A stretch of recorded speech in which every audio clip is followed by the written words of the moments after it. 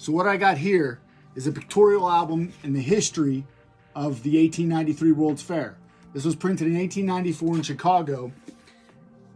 Let's let them tell us in their words how this went down, and look at the pictures of what they built in a very short amount of time. So I'm gonna bring you around. Now let's try to follow this timeline that's laid out in this book. So it starts as far back as 1882. Chicago was suggested as a proper place for the World's Fair. 3 years later, Chicago Commercial Union League and Iroquois Club appointed a joint committee to take action and report. So 1886.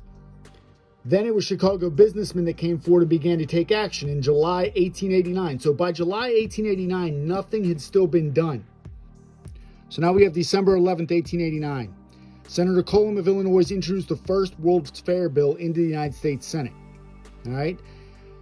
Now, Washington, D.C. and Chicago were going back and forth as who was going to have the World's Fair. Well, February 24th, 1890, all opposition was overcome and Congress voted to have the exposition in Chicago.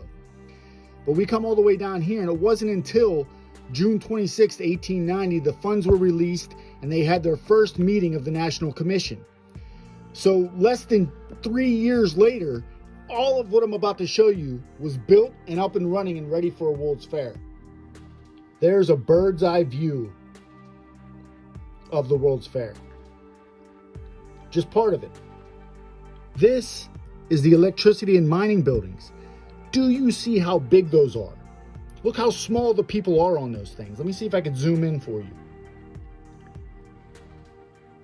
I mean, they built that in 2+ years. Just look at how big some of these buildings were. The mines and mine building. The dimensions are 700 by 350 feet. The height of the main cornice is 65 feet. The entrance on each side of the building, the grand entrances being at the north and south, these are 110 feet high and 32 feet wide. All right. The transportation building, its dimensions, 256 feet by 960 feet.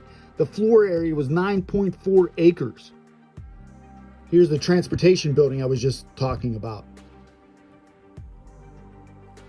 And here's one of the machinery hall. Just absolutely massive. And in this entire book, even though they built all this in 2 years, there's not one single picture in here of anyone building anything or anything being constructed halfway through.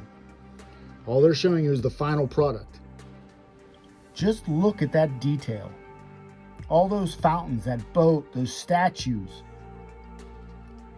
Look at the Statue of Liberty they have right there.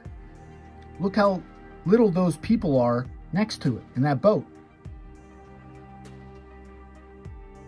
You cannot convince me this wasn't a Tartarian world that they wiped.